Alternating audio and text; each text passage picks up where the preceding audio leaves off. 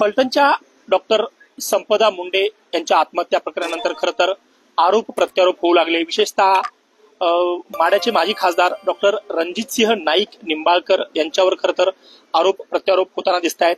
काही वेळापूर्वीच शिवसेनेच्या नेत्या सुषमा अंधारे यांनी देखील या ठिकाणी एक पत्रकार परिषद घेऊन पुन्हा एकदा रणजितसिंह नाईक निंबाळकर यांच्यावर आरोप केले। आणि त्यानंतर माझ्यासोबत फलटणचंच एक असं कुटुंबीय आहे जे मागील अनेक वर्षांपासून रणजितसिंह नाईक निंबाळकर यांच्या त्रासाला सामोरं जात आहे असा त्यांचा आरोप आहे।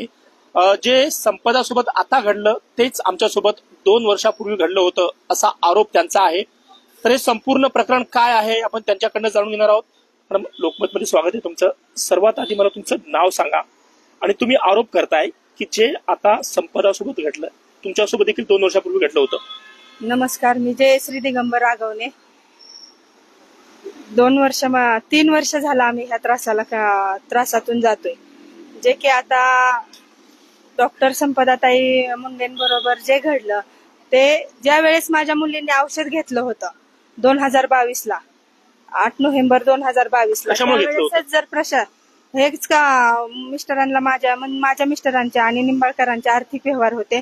आर्थिक व्यवहारातून देवाणघेवाणमधून त्या दोघांचं एकमेकांवरती आरोप प्रत्यारोप चालू होते तर ते दोघं एकमेकांवरती तक्रारी अर्ज आलेले आणि तक्रारी अर्जातून 156(3) खाली त्यांच्यावरती 2 गुन्हे दाखल झाले, आमच्यावरती गुन्हे दाखल झाले। मग त्याच्यानंतर ज्या वेळेस आमचे अर्ज जायचे त्यांचे अर्ज जायचे 3-4 महिने ऑगस्ट पर्यंत त्या अर्जाला कोणीही पोलीस स्टेशनला कोणीही पाहिलं नाही, ना एसपीने कुठले आदेश दिले। पण ज्या वेळेस आपल्या उद्धव साहेबांचं सरकार गेला आणि देवेंद्र फडणवीस साहेबांचं सरकार आलं, शिंदे साहेबांचं सरकार आलं, त्या दिवसापासून माझ्या मिस्टरांना एका गुन्ह्यामध्ये तपासासाठी पोलीस स्टेशनला बोलवलं। 2 दिवस अगोदर सापळा रचला, कशात काय करायचं कुठल्या ह्याच्यात, आणि ज्या केसमध्ये इंट्रीम बेल होता त्या केसमध्ये अरेस्ट म्हणून संध्याकाळी दिवसभर बसवलं आणि 5 वाजता अरेस्ट म्हणून सांगितलं। आणि त्याच्यात 9 ऑगस्ट 2022 ला अरेस्ट झाली, ते आणखीनही आतमध्येच आहेत। मग त्याच्यानंतर आमच्यावरती 25 FRI दाखल झाल्या।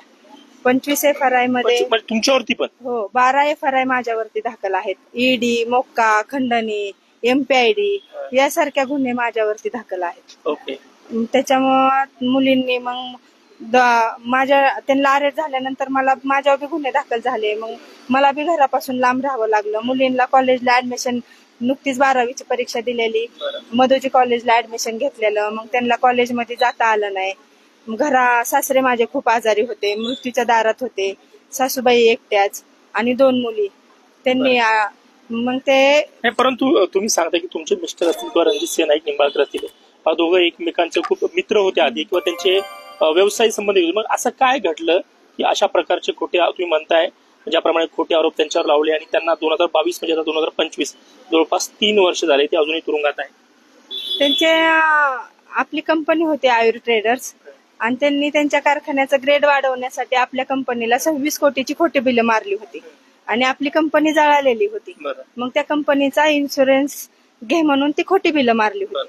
मग ते इन्शुरन्स घेण्यासाठी त्यांनी आपल्यावरती मिस्टरांवरती दबाव आणला होता की तो इन्शुरन्स घे। मी ते कराडकर त्यावेळेस मंत्री होते, त्यांना मी पुण्यात घरी आणले तुझ्यासाठी। परत ते नागपूरचे एक इन्शुरन्स कंपनीचे अधिकारी होते, त्यांनी ऑफिसला आणलं होतं आणि माझ्या मिस्टरांनी असं काहीच केलेलं नव्हतं चुकीचं। त्याच्यामुळे त्यांना ते काही त्यांच्या बुद्धीला कधीच पटलेलं नाही। त्यांनी इन्शुरन्स कंपनीला डायरेक्ट लेटरच लिहिलं की मला इन्शुरन्स क्लेम नकोय म्हणून। मग त्याच्यातून ह्या दोघांचे वाद चालू झाले आणि इथून त्यांनी त्या खोटी बिलं, आमच्याकडे पुरावा आहे सगळा, प्रत्येक गोष्टीचा पुरावा आहे। मी जे काही तुमच्याशी बोलत आहे FRI बाबतीत ज्या आमच्यावरती ज्यांनी केसेस केल्या त्या FRIचा पुरावा आहे। निंबाळकरांचा हस्तक्षेप कसा आहे त्याचा पुरावा आहे। याच्यानंतर या मुलाने ही जी कंप्लेंट झाली ह्याचं इन्व्हेस्टिगेशन झालं, याच्यामध्ये जबाब दिलाय की ही माझी कंपनी, मी कनेक्शन घेतलेले त्या कंपनीशी दिगंबर रागवण्यांचा काही संबंध नाही, काही नाही। हे 2-3 महिने चालू होतं, म्हणजे ह्या मुलांवरती तर 2-3 महिने चालू होतं। त्याच्यानंतर ह्यांनी दिगंबर रागवण्यांच्या विरोधात कंप्लेंट दाखल केली। त्याच्यानंतर 16 तारखेला रणजित निंबाळकरांनी त्यांना उचलून नेलं, काय केलं, दम दिला, हे सगळं त्यांनी एसपी समोर जाऊन सांगितलं की माझ्यासोबत असं झालेलं आहे म्हणून। त्याच्यानंतर काय झालं, एसपीने डीवायएसपीने लेटर काढलं आणि 8 दिवसामध्ये तपास करून कळवा असं म्हटलं.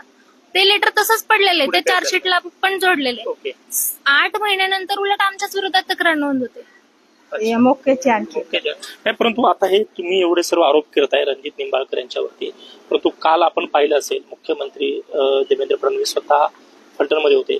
त्यांनी तर एक प्रकारे त्यांना क्लीन चिट दिली, त्यांची बाजू घेतली. राज्याच्या गृहमंत्र्यांना एकच विनंती आहे की तुम्ही पारदर्शकपणे जे काय घडलंय फलटणमध्ये ते पहा. आमच्या कुटुंबाबरोबर आम्ही पण त्यांना भेटण्याचा खूप वेळा प्रयत्न केला, पण त्या रणजित निंबाळकरांनी त्यांच्या कान एवढे भरलेत की माझ्या विरोधात गेला, माझ्या विरोधात कटकारस्थान करायला सुरुवात केली, माझ्यावर 5,000 पेट्रोल चोरीची केस टाकली. तसा गुन्हा त्यांचं काम होतं ना, की तसा गुन्हा कुठं दाखलय, दोघांना बोलवा. आम्ही पण बीजेपीच काम करत होतो, आम्ही दुसरं ना. 19 पर्यंत त्यांच्या बरोबर काम केलेलं आहे. सर, काहीच फक्त तक्रारी अर्ज आम्ही आज घेऊन आलोय. अशा अनेक तक्रारी अर्ज, अशा अनेक आरटीआय आम्ही केलेले आहेत ज्याच्यामध्ये कंप्लेंट केली. आम्ही इव्हन एवढं सांगितलं की आम्हाला असं समजते मुका लागणार आहे, आम्हाला असं समजते ईडी लागणार आहे, तरी पण त्याच्यावरती काहीच ऍक्शन झालं नाही. आता हा अर्ज काय तिथले पीआय गोडसे तेव्हाचे जे अधिकारी होते, पीआय होते, त्यांच्या विरोधात केलेले आणि त्याची ज्यांच्या विरोधात अर्ज आणि ते चौकशी करते, तेच चौकशी अधिकारी स्वतःची चौकशी स्वतः करून अहवाल देणार का ते एसपींना? जर अशा पद्धतीने जर काम होत असेल तर कसा न्याय भेटणार? 3 वर्ष नाही, 6 वर्ष 10 वर्ष आम्ही आतमध्येच राहू ना.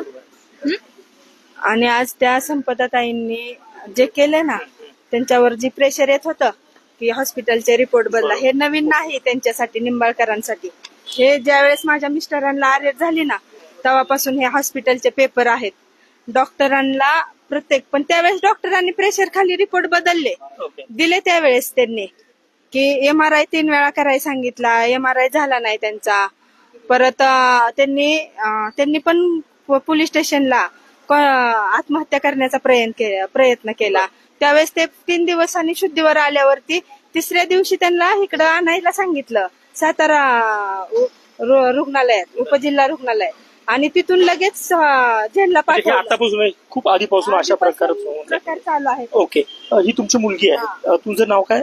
तुम्ही काही वेळापूर्वी सांगितलं की रणजितसिंह नाईक निंबाळकर यांचे कार्यकर्ते तुमचा पाठलाग करायचे, छळायचे, काय होतं तुमचं? खूप नमस्कार, मी वर्षा दिगंबर आगोने. खूप दहशतीचं वातावरण होतं घराबाहेर सगळीकडेच. आणि माननीय खासदार रणजितसिंह नाईक निंबाळकर यांचे कार्यकर्ते जगदीश कदम हे गिरवीतच राहतात. ते घरी येऊन आम्हाला धमकी द्यायचे की आता तुझ्या वडिलांचा कार्यक्रम लावला तर तुमचा पण कार्यक्रम लावतो, असे आम्हाला धमकी द्यायचे. आणि जे कोणी घरी यायचं, म्हणजे आमचे चुलते असेल किंवा बाहेरचे कार्यकर्ते, असे विचारपूस किंवा असं यायचे ते, तर त्यांना सुद्धा दमदाटी केली जायची की तू त्यांच्याजवळ जाऊ नको, घरात जाऊ नको, नाहीतर तुझं कुटुंब संपवेल, तुला खोट्या केसेसमध्ये अडकवेल, असं ते वारंवार त्यांना धमकी देत होते. त्यामुळे लोक सुद्धा याला घाबरत होते.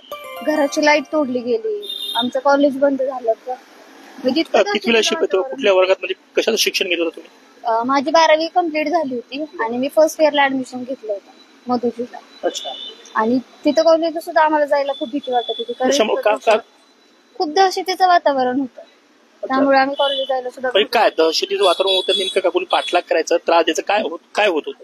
लोक म्हणजे घरी येऊन धमकी द्यायचे की आता तुमचं कुटुंब संपलंय, आता दिगंबर आगोने संपला, तुम्ही पण संपणार, सगळं संपलंय आता तुमचं, असे ते धमक्या देत होते.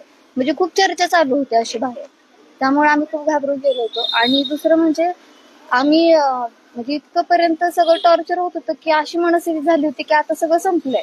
आणि आम्ही हे सगळं करत असताना आम्ही माढा मतदारसंघाचे म्हणजे रणजितसिंह नाईक निंबाळकर यांच्या पत्नी जिजामाता साहेब यांना फोन केला होता की तुम्ही हे कुठेतरी थांबवा, तुम्ही सांगा साहेबांना की सगळं थांबवा. खूप म्हणजे आम्ही खूप अनसिक्युअर फील करतोय, कारण कोणी घरी यायचे ते म्हणजे असं वाटायचं की आता हात टाकतील किंवा असं भीती वाटायची त्या सगळ्या गोष्टींची. मग त्यांना आम्ही सांगितलं की असं आहे, तुम्ही प्लीज लक्ष घाला, त्यांना सांगा. त्यांनी आम्हाला उत्तर दिलं की मला यातलं काहीच माहिती नाही, त्यामुळे मी काहीच करू शकत नाही. त्यांनी सुद्धा कुठल्याच गोष्टीला प्रतिसाद नाही दिला आम्हाला. त्यानंतर आम्ही महिला आयोजकांना सुद्धा तिथं सुद्धा लेटर पाठवलं होतं, पोलीस स्टेशनला लेटर पाठवलं होतं, पण कोणीच प्रत्युत्तर काहीच दिलं नाही. म्हणून इथपर्यंत आम्हाला पाऊल उचललं. मग आता डॉक्टर संपदा मुंडे यांच्या आत्महत्येनंतर परत तुमचा मुद्दा चर्चेला आला, तुमची मागणी काय? माझी मागणी फक्त एवढीच आहे की आता 2 आरोपी तर म्हणजे आलेले आहेत कस्टडीमध्ये. तर माझी अशी मागणी आहे की माढा मतदारसंघाचे खासदार साहेब यांना सुद्धा कस्टडीमध्ये घेऊन त्यांच्यावर सुद्धा गुन्हा दाखल व्हावा अशी माझी मागणी. ओके. तर आपण पाहू शकता डॉक्टर संपदा मुंडे यांच्या आत्महत्येनंतर खरं तर फलटणचं म्हणा किंवा संपूर्ण सातारा जिल्ह्यातील राजकारण जे आहे ते पुन्हा एकदा ढवळून निघालं आहे आणि अशातच पुन्हा माढ्याचे माजी खासदार रणजितसिंह नाईक निंबाळकर यांच्यावर गंभीर आरोप होताना दिसत आहे. पुण्याहून किरण शिंदे, लोकमत व्हिडिओ.